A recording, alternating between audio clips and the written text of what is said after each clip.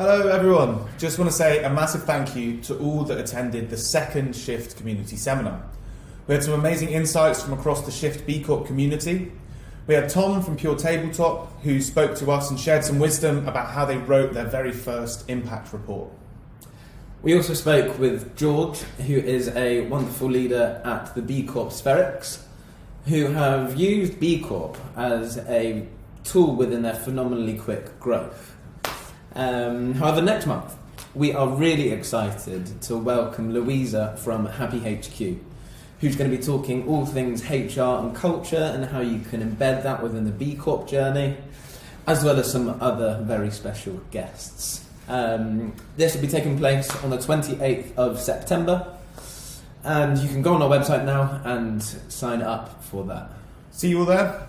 Bye-bye. Cheers. We'll go on to a conversation with Tom. Hi, all. I'm Tom, the Sustainability Officer at Pure Tabletop. For a bit of context, Pure Tabletop are homeware suppliers, so we design, source and deliver mostly ceramics and glassware into high street retailers, so lots of familiar names that we supply to. We've been working with Future for nearly a year now. Like Oscar's mentioned, we've gone through the B Corp process and just submitted our first impact report. And that's going to be the main topic of conversation today. We could talk about so many things, but I think the impact report is kind of fresh on your mind. And if people are looking through it by themselves, a really, really impressive impact report. And it's your first impact report, which is quite important as well. So yeah. A lot of people here also thinking about their very first impact report, which takes some special considerations compared to if you've been doing them for many years. So just to start off, why did you choose to write an impact report? So firstly, I think if you go back nearly 2 years now, we carried out our first materiality assessment. So that is engaging our stakeholders and working out the key business risks and opportunities, the opportunity for sustainability. Figured out our KPIs, our key performance indicators, so what we wanted to measure, kind of data we needed to collect for our reporting. So really an impact report is a good way to, I guess, document all of our research, our findings, baselining our first year of carbon and emissions reporting, sustainability reporting. Helped us to then set our targets, and in one nice, I guess, story, it's also a really good marketing tool for sharing with our customers, clients, other stakeholders. So that was the main three priorities. Yeah, and I mentioned earlier that this is your first impact report and you did everything in-house.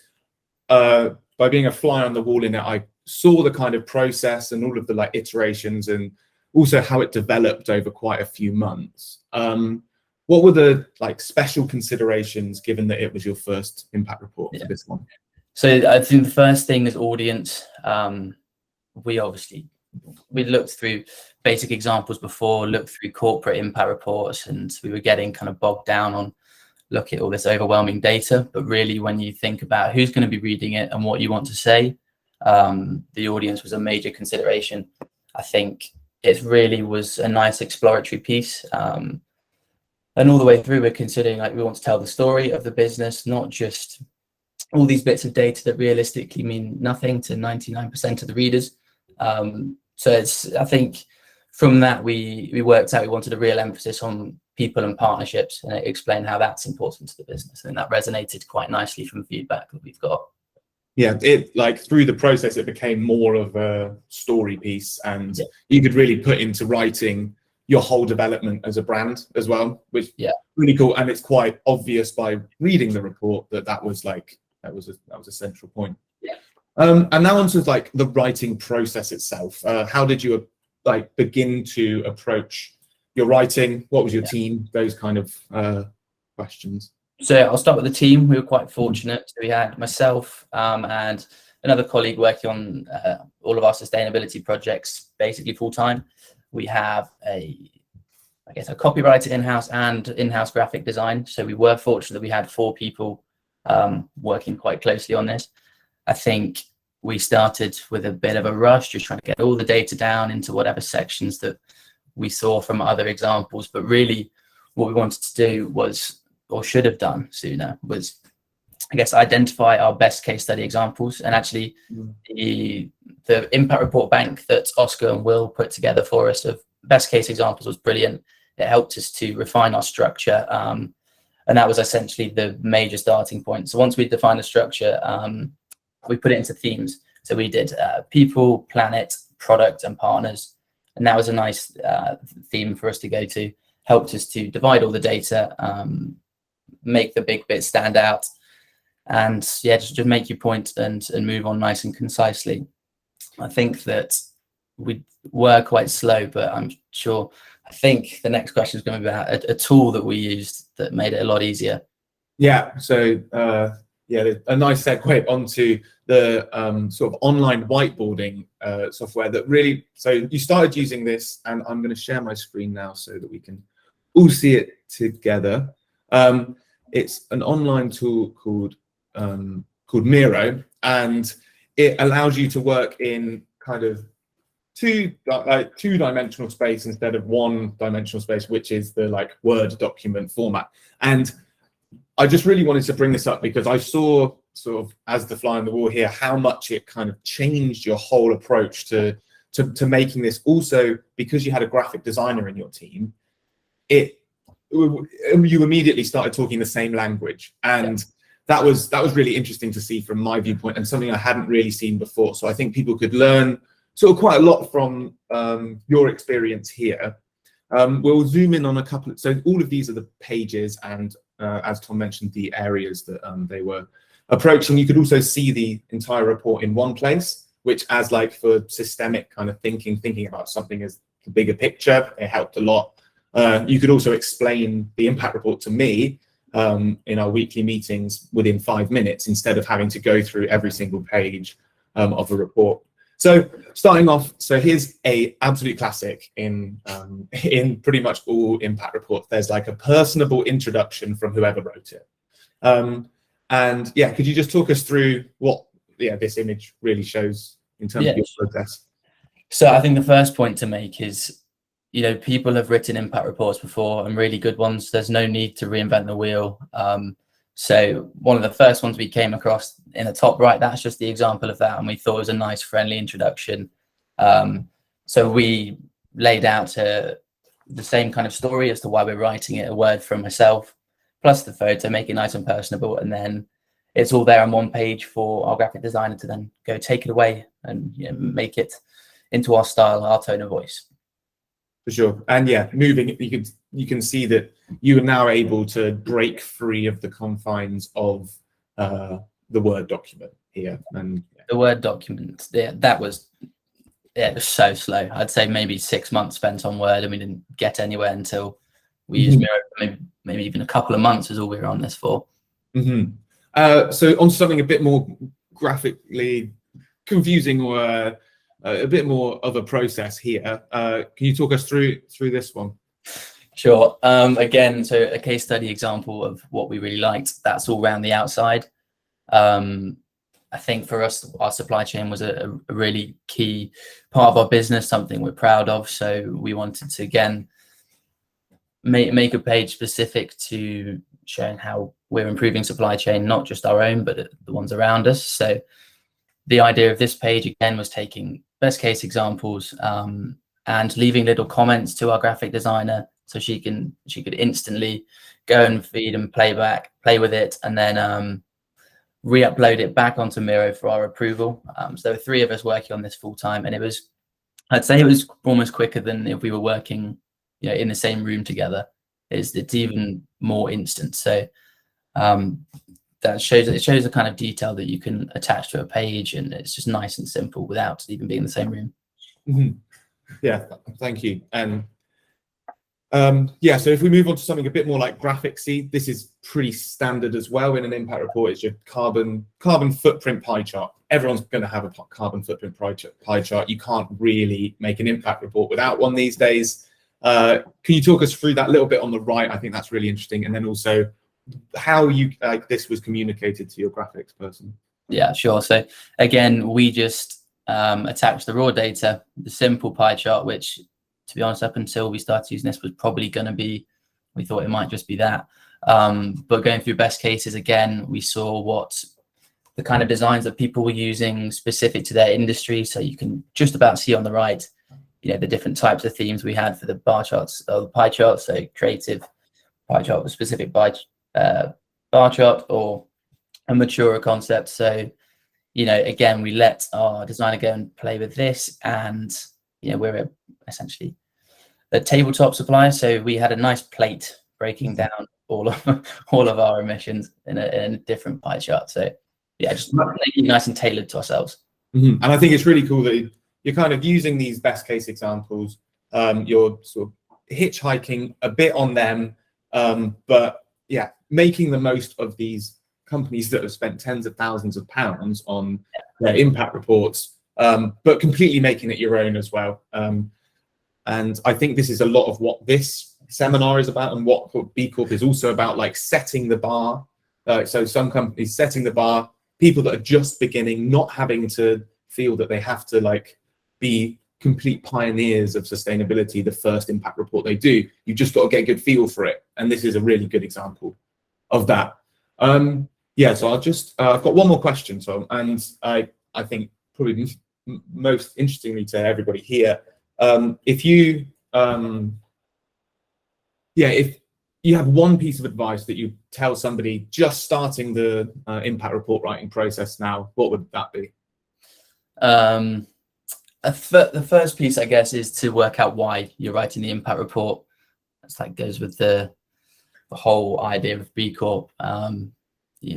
It's balancing purpose and profit. So once you know what your business's purpose is, what you're looking to change, I think that really helps you highlight the structure, make sure that you're emphasizing the right points, not going into too much ambiguous detail, and really selling the story of all of your transformation, the things you're already currently doing well. I think once you know exactly the bits that you want to show to all your stakeholders, that's it makes it 10 times easier.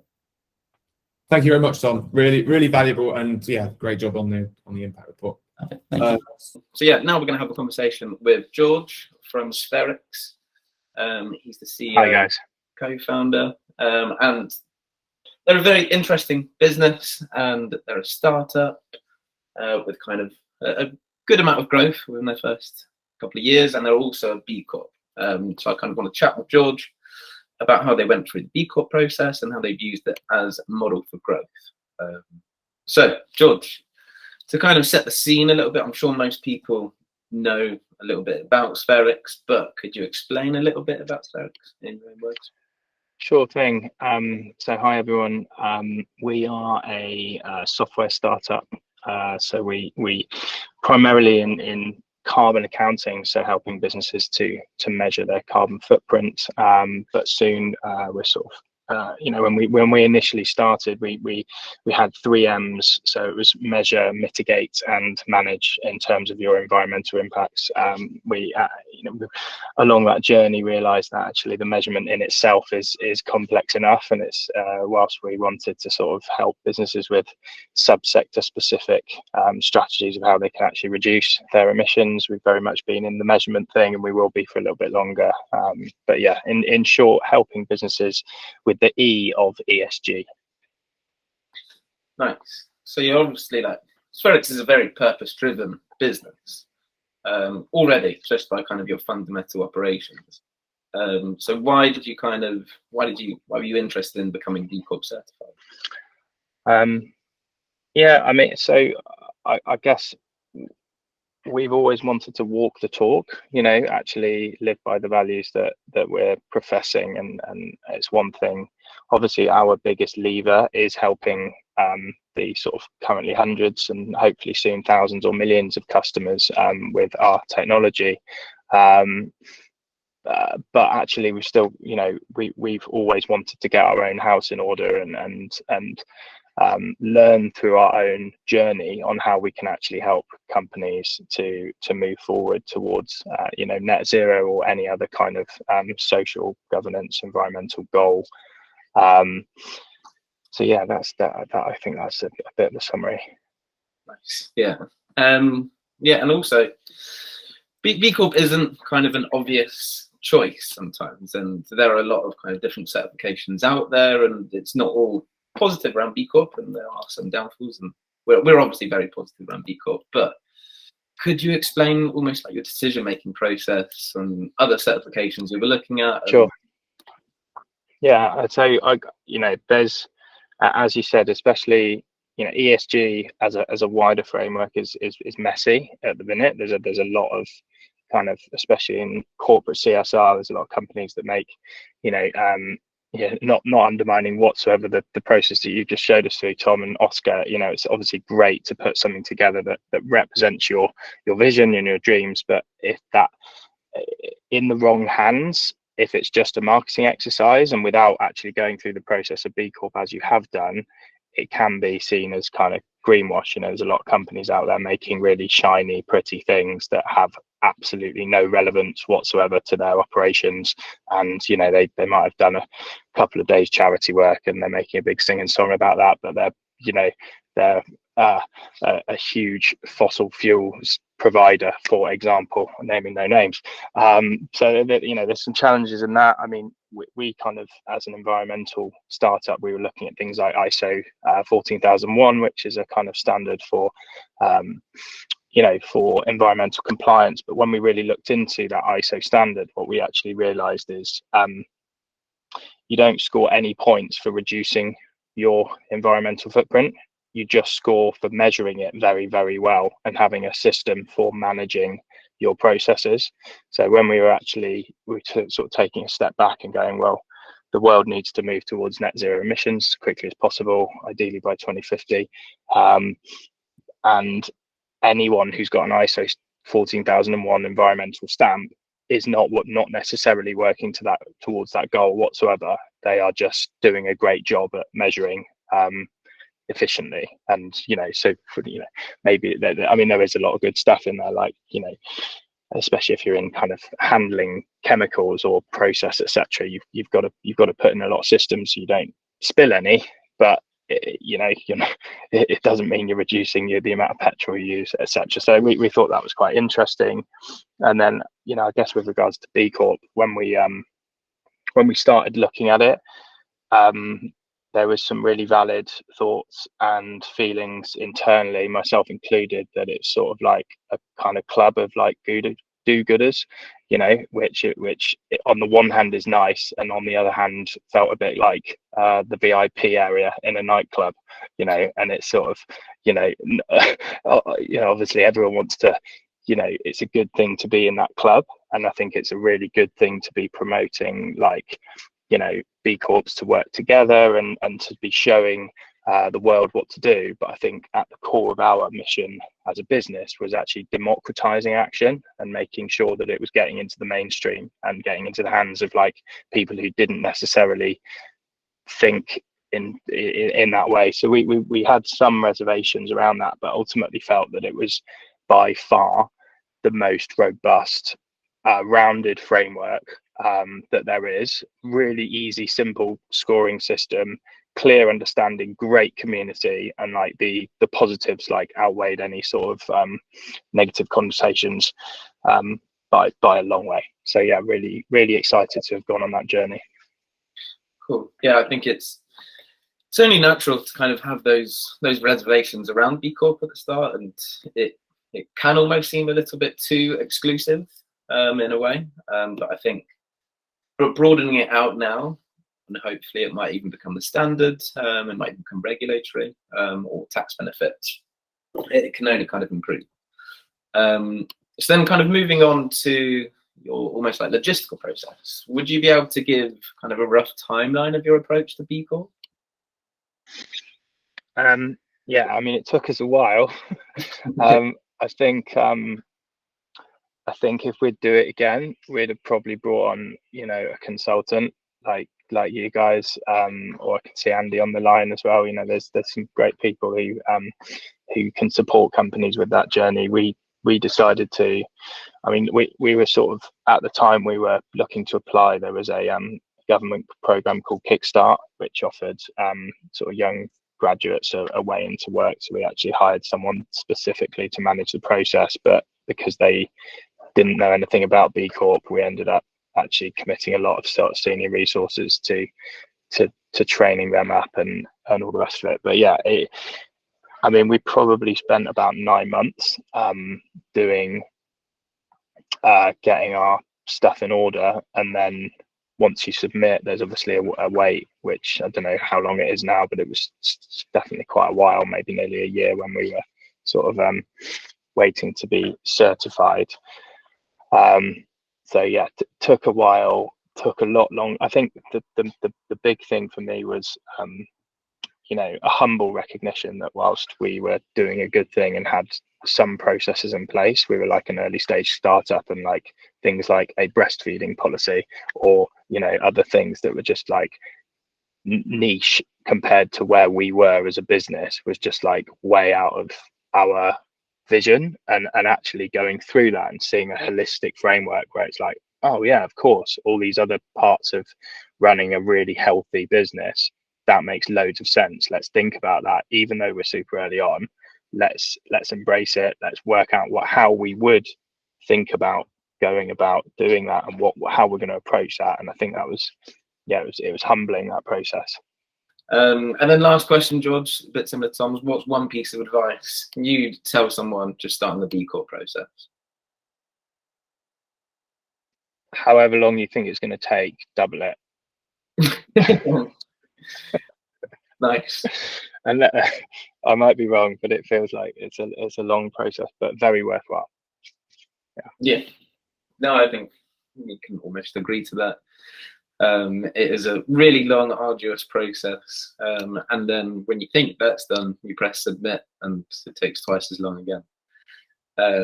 But no, wicked. Thank you so much, George. Really quite valuable insight. So yeah, cheers for that.